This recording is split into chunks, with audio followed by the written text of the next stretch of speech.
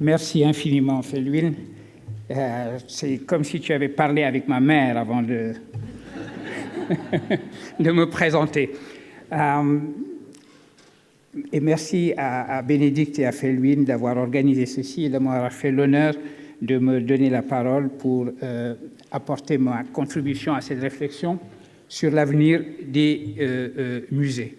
Alors, pour contribuer précisément à ces réflexions sur l'avenir des musées, je suis parti du principe que pour bien poser la question « quel musée ? Quelle utopie muséale ?» il fallait se demander d'abord qui en seront les habitants. Que l'habitat soit fait des habitants, c'est une tradition islamique qui le rappelle en posant que la maison, c'est d'abord le voisin. La réponse, me semble-t-il, à cette question est qu'il faut concevoir le musée à venir comme la maison des mutants. Qu'est-ce que j'entends donc par des objets mutants? Je dois dire que les idées de ce titre et de ce concept me sont venues d'un rapprochement que j'ai effectué entre ce que l'on m'a dit il y a quelques semaines d'une manifestation possible de la force que recèlent certains objets dits d'art africain et un livre pour enfants publié en 1993 par le cinéaste et écrivain croate Milan Trench. Je crois qu'il faut prononcer Trench. Ce que j'ai entendu d'abord, c'est que pour certaines communautés encore aujourd'hui, il est parfaitement pensable qu'une œuvre devenue objet de musée et installée à un emplacement donné se retrouve le matin venu à une autre place. Cet objet, semble-t-il, se sera déplacé durant la nuit. Et Bénédicte, qui a été converti à cette manière de penser, vient de nous parler des objets agissants. Quant à moi, le scepticisme est mon métier et je fais religion du rationalisme, mais je veux bien penser qu'il y ait ainsi des cosmologies où un tel phénomène soit tout naturellement concevable. Et cela m'a fait penser au titre de Milan Trench, publié en anglais sous le titre « The Night at the Museum ».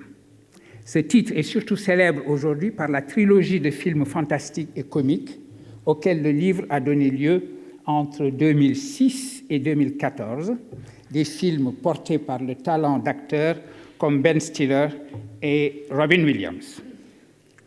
Alors, l'histoire telle qu'elle est reprise du texte de Milan Trench est celle du Musée américain d'histoire naturelle, qui est un musée tout à fait classique, normal, jusqu'au moment où s'y introduit le fantastique sous la forme de la tablette d'or d'un pharaon égyptien.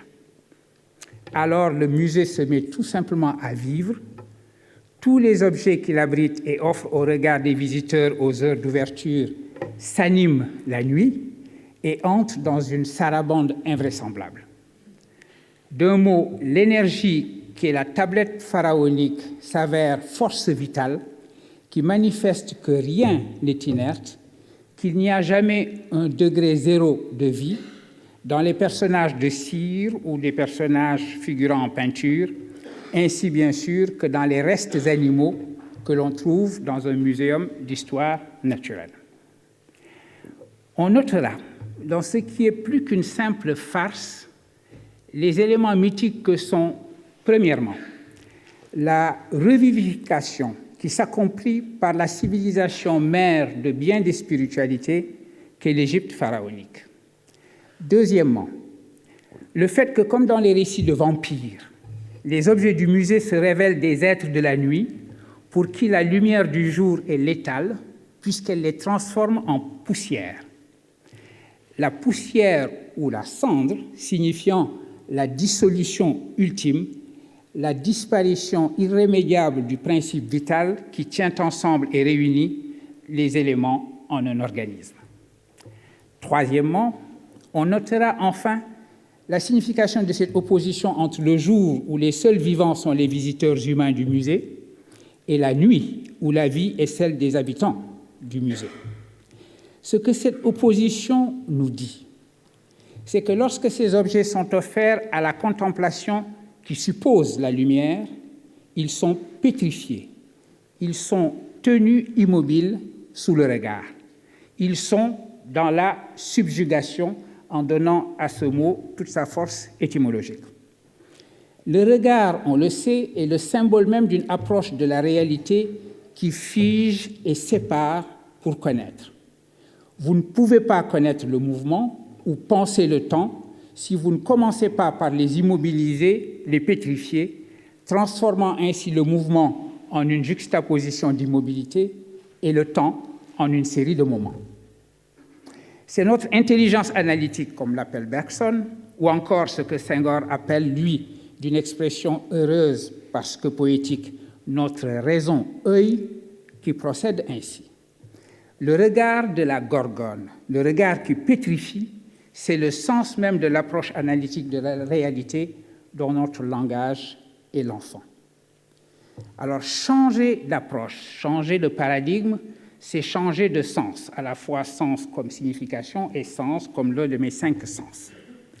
Au lieu du regard, sera privilégié alors le toucher. Non pas l'effleurement ou la caresse qui est encore séparation, mais le toucher poussé à sa réalisation ultime, qui est l'étreinte où les corps deviennent un. Cette autre approche, dit Senghor, est celle de la raison étreinte. Pour reparler ici des mythes communs à l'humanité, on connaît la force symbolique du baiser du vampire, justement, qui est l'étreinte la plus accomplie qui soit. Le vampire nous transforme celui ou celle qui l'embrasse en sa propre substance. On voit d'ailleurs comment les films de vampires comme Blue Bloods jouent aujourd'hui de ce mythe. Vous voyez que j'ai des enfants qui me mettent à bonne école pour mes références. La raison étreinte, c'est celle qui vise non pas la réalité qui s'offre au regard, mais la sous-réalité, dont l'art nous révèle qu'elle se tient dans l'objet qui en est la manifestation pour l'œil, et à laquelle il nous fait accéder dans l'étreinte qui nous réunit dans une seule et même attitude rythmique, pour parler encore le langage de Senghor. Lorsque la nuit tombe sur le musée et que les vivants visiteurs contemplatifs sont partis, la vraie vie commence, la vie des mutants que sont les objets d'art. Ce qui fait le mutant, ce qui fait pour moi la valeur de ce mot, c'est qu'il est construit comme un participe présent. Ainsi, le mutant n'est pas le résultat d'une métamorphose, c'est la métamorphose toujours en train de s'effectuer, ce qui est la définition même de la vie. Le musée à viser sera donc le musée qui dira aux objets que leur habitat est lieu de vie, d'expression de cette cosmologie de l'émergence continue dans laquelle ils s'inscrivent et s'expriment. Cette cosmologie nous sera donnée par le système axiomatique suivant. Premièrement, être, exister, c'est être une force. Cela se dit en bambara, je crois, nyama, et cela se dit dans les langues bantoues, ntu. Être, c'est être une force, ou alors, si on veut jargonner et dire ça en latin, ens sue robur, l'être, autrement dit, la force. Ça, c'était le premier principe axiomatique. Deuxième principe axiomatique, toute force est une force individuelle. Et ce qui fait son individualité, c'est son rythme. Autrement dit, si je me donne, comme vous avez senti que je commence à me donner, une ontologie dynamique, pour reprendre une expression de Bénédicte tout à l'heure, une ontologie où être, c'est être une force, on pourrait se dire que le choix est peut-être d'avoir un monisme ontologique, une sorte de force des forces dont chaque élément apparemment individuel serait simplement une manifestation ou une modalité. Ce n'est pas le cas. Ici, on est véritablement dans un pluralisme ontologique avec des forces individuelles. Et ce qui les individualise, ce qui fait que la force qui est Amady Bokoum n'est pas la force qui est Malick Ndiaye, c'est que Amady Bokoum a un rythme bokoumien qui n'est pas le rythme ndiaïen de Malick Ndiaye. Troisième élément axiomatique, l'ensemble de ce qui existe constitue un réseau de forces qui vont depuis la force des forces jusqu'au minéral, en passant par les grands morts, les ancêtres, les humains vivants, les animaux, les plantes. Cet univers où rien n'est inerte est donc une chaîne d'êtres et de forces qui fait Dieu parent du caillou. C'est en effet ainsi que Senghor, encore lui, présente en résumé, en une formule que je dirais lapidaire, si vous me pardonnez le jeu de mots, cette ontologie dynamique de Dieu jusqu'au caillou, écrit-il. Quatrième axiome, le conatus de toute force, la finalité, la visée de toute force est d'être plus force, ou bien plus être dans le langage de Pierre Teilhard de Chardin. Cinquième élément de cette axiomatique, et bien sera défini comme bien ce qui augmente la force, la rend plus force ou la renforce, et sera défini comme mal ce qui diminue la force, ce qui la rend malade, ce qui finit par la pétrifier ou par la déforcer, pour prendre un néologisme senghorien, encore une fois. Je n'arrête pas, je respire Senghor pratiquement naturellement. Sixième et dernier axiome, les forces agissent les unes sur les autres. C'est donc ce réseau de forces est également un réseau d'interaction. Ce système de postulats se dégage, entre autres, et plus particulièrement des études anthropologiques, philosophico-anthropologiques, qui ont été menées sur la cosmologie bantoue, je parle ici du tout, et sur les cosmologies Dogon et Bambara, si on veut évoquer le Nyama. On sait que ces études ont été dénoncées par la suite dans leur prétention à dire la philosophie bantoue ou la philosophie Dogon ou Bambara, en mettant en question la notion d'une philosophie qui serait à la fois collective et spécifiquement africaine. Je ne crois pas qu'il y ait en effet grand sens à parler d'une philosophie collective, et je ne vois pas non plus que cette ontologie dynamique, cette ontologie du conatus, puisse être spécifique à une population donnée et soit de manière unique et absolue le propre de certaines communautés africaines ou d'une majorité d'entre elles. Mais je ne fais qu'évoquer en passant la querelle de l'ethnophilosophie qui ne fait pas l'objet de mon propos ici. En revanche,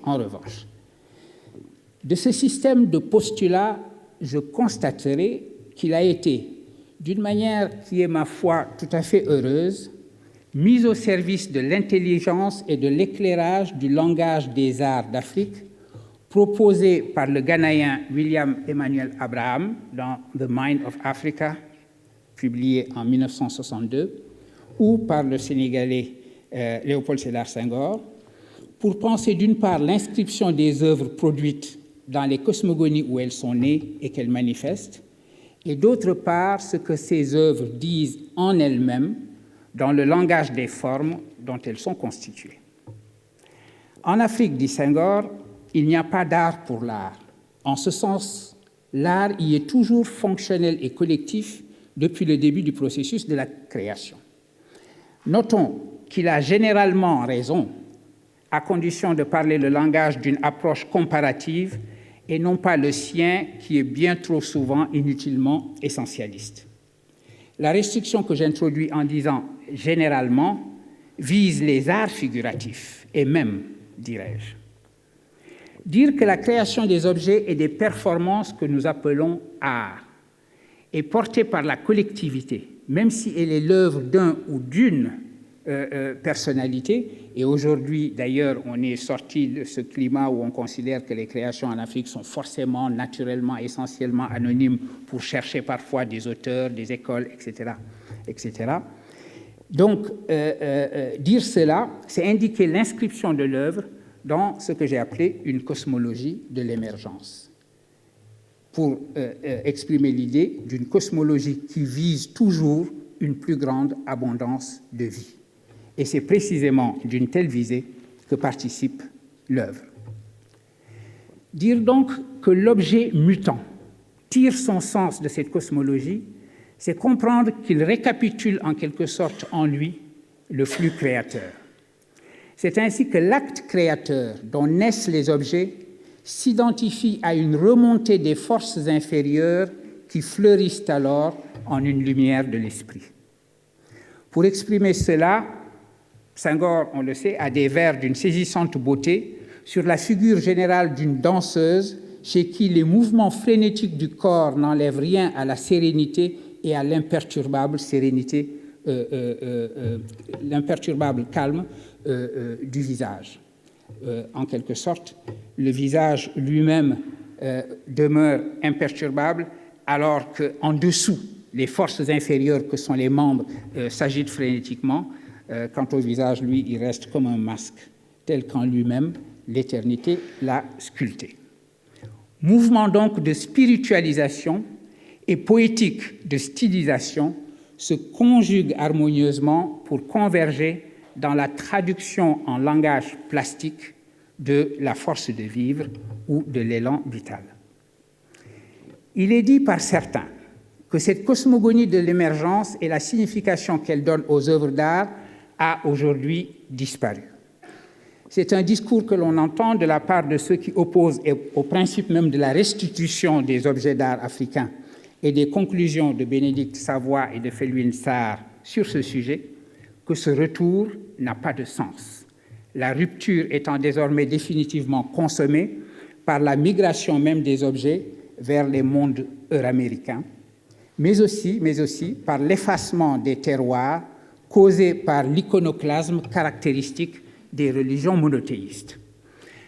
À ce genre d'argument qui a été opposé à Bénédicte et à Felwine, la seule vraie et courte réponse serait de dire « écoutez, laissez-nous en décider nous-mêmes ». Mais réfléchir plus avant peut aussi avoir son intérêt lorsque, qu'au-delà de celle du retour, la question est celle de savoir s'il y a en effet rupture, s'il y a césure, et si oui, ce qu'elle signifie. Dans la réflexion que nous avons engagée lorsque nous préparions l'ouverture du Musée des civilisations noires, nous avions évoqué, plutôt que la rupture qu'elles auraient représentée, les appropriations africaines des religions du livre que sont l'islam et le christianisme. Je prendrai ici le cas de l'islam et je m'en tiendrai à la région ouest-africaine soudano-sahélienne, celle que dans les chroniques on appelait le Bilad Soudan, signifiant le pays des Noirs ou simplement le Soudan.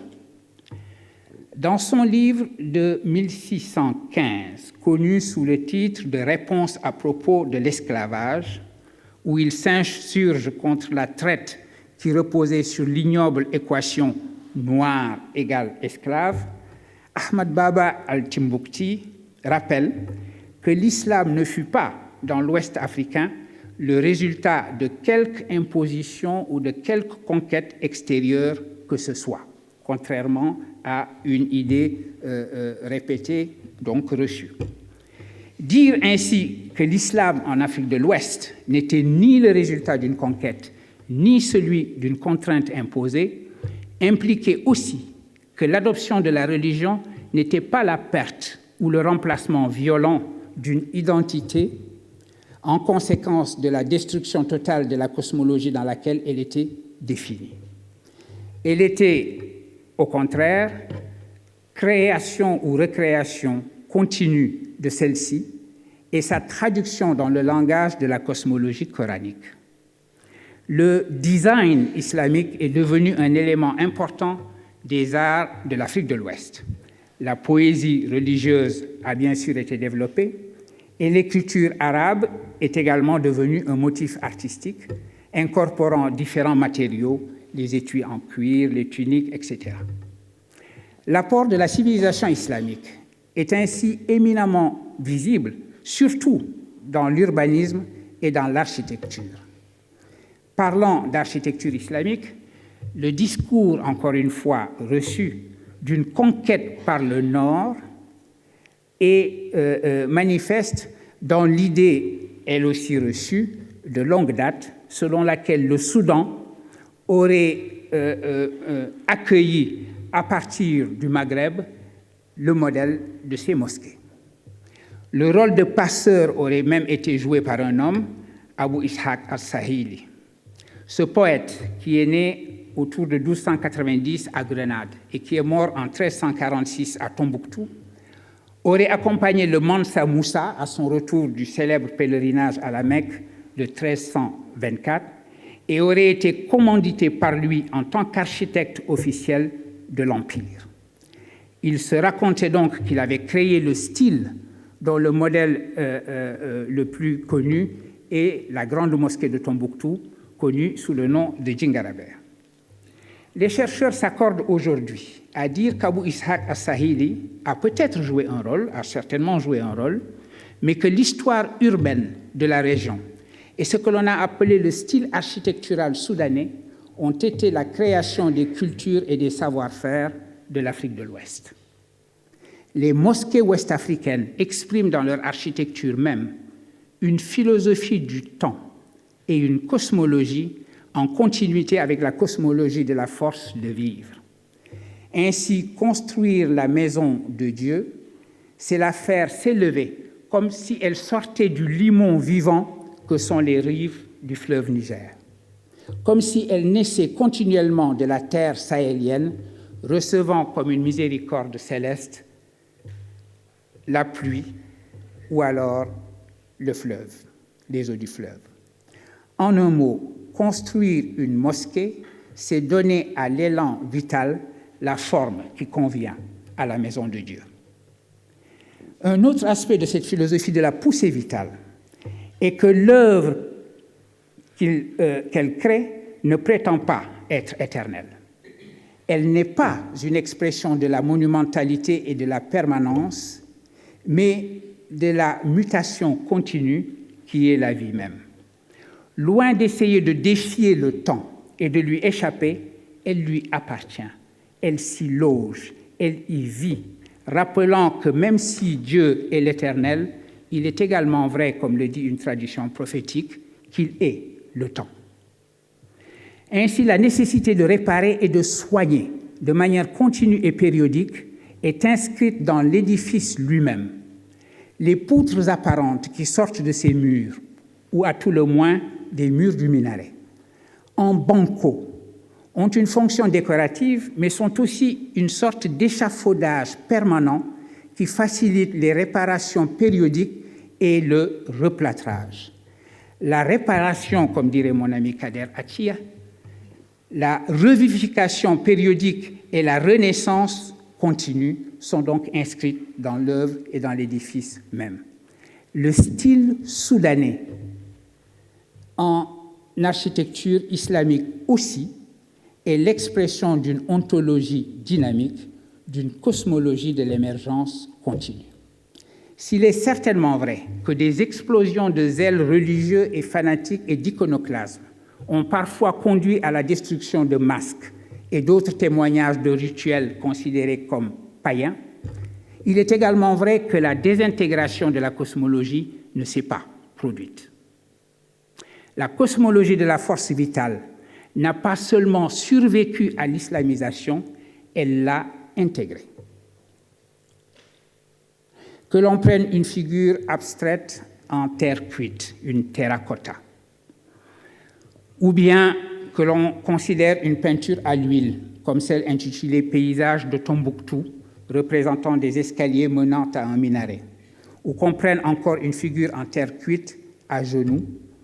Je suis désolé de ne pouvoir vous montrer ces œuvres-là, mais je suis très vieille école, je n'ai pas d'instruments techniques, je parle simplement. Ce seront là 3 œuvres liées à Djenné et qui disent ensemble les mutations profondes de la civilisation ouest-africaine. Elles partagent ces œuvres, néanmoins, d'être toutes 3, à leur manière différente, une prière pour la vie. Un mot, pour m'acheminer vers ma conclusion, sur la rupture radicale qu'aurait été la migration, le plus souvent forcée, vers les musées des expéditions scientifiques coloniales, les musées ethnographiques et pour finir les musées des arts premiers. Ce n'est encore là que mutation, dont la possibilité était en effet portée par l'œuvre dans sa plasticité infinie. Ces objets transplantés ne seront pas devenus muets pour avoir été déracinés. Leur qualité de mutant s'est exprimée dans le langage de la révolution nègre, comme on l'a appelé. Qui dira que ce fut là un détournement, que l'on a fait parler ces œuvres à contresens de l'intention qui leur donna naissance?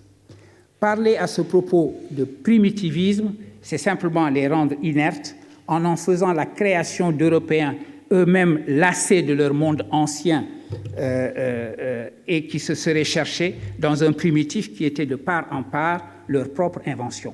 Évidemment, quand on parle de primitivisme, on pense par exemple à Rimbaud déclarant « Je suis nègre » et partant en Abyssinie, ou alors Blaise Cendrars disant « À la fin, tu es là de ce monde ancien », etc., etc. Mais dans ces cas-là, c'est toujours considéré que les objets sont là pour nourrir au fond une agentivité, comme on dit si laidement aujourd'hui, qui serait le fait simplement des Européens. Autrement dit, les Européens auraient inventé ou réinventé ou recréé ces objets dans leur volonté de primitivisme, de chercher le primitif, etc. Ça veut dire que ces objets sont simplement utilisés par eux. Je voudrais dire au contraire qu'il me semble que ces objets ont été agissants, comme dit Bénédicte, et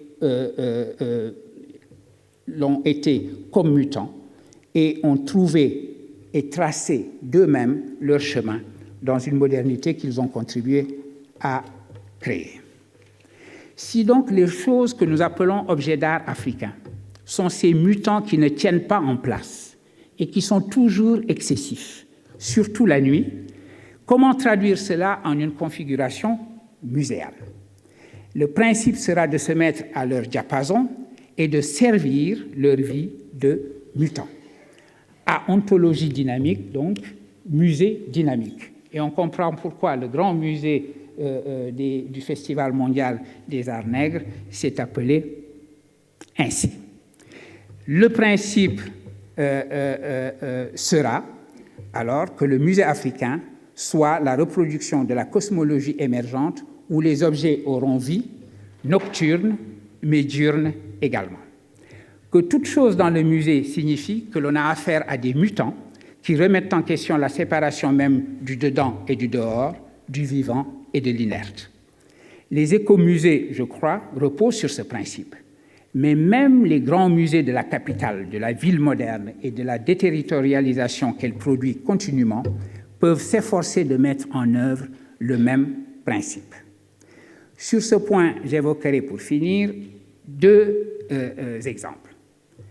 Premièrement, l'exemple récent que j'ai découvert à Stuttgart, où j'ai été grâce à Philville, au Linden Museum, qui propose une exposition « Where is Africa ?», dont il est dit qu'elle se focalise sur les relations et les mouvements, là je suis en train de citer, dans lesquels les objets se sont trouvés engagés par le passé, mais présente aussi les processus qu'ils animent aujourd'hui et interroge les futurs dont ils portent la possibilité. Fin de citation. Que l'exposition elle-même puisse ne pas être à la hauteur du projet ainsi exprimé, cela peut arriver. Mais que ce projet ait été exprimé de cette manière-là est, me semble-t-il, indication de la voie à suivre. Le deuxième exemple, je le trouve dans les réflexions exprimées par Amady Bokoum, parlant du Musée des civilisations noires à Dakar, dont il a aujourd'hui la charge en tant que directeur général. Interrogé par Martial Zé Bellinga dans un entretien publié dans le numéro spécial de Présence africaine consacré à la décolonisation des humanités et donc des musées, Amady Bokoum commence par affirmer la nécessité de changer de paradigme pour ouvrir, je le cite, une nouvelle ère dans la vision muséale. Dessinant ensuite les linéaments de ce nouveau paradigme, Bokoum indique que l'organisation spatiale doit être ouverture avec des galeries ouvertes qui seront, je le cite, des espaces de rencontre et de performance impliquant acteurs et publics. Il insiste aussi sur l'ouverture du musée sur son environnement immédiat, qui doit être un lieu où se tissent, je le cite à nouveau, des relations d'interdépendance avec le tissu social.